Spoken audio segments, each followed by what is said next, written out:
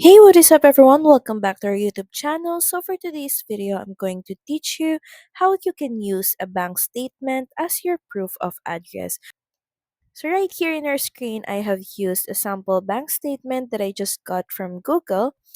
And in order for you to use your bank statement as proof of your address, first of course is make sure your bank statement is recent. Most institutions require it to be dated within the last 1 to 3 months.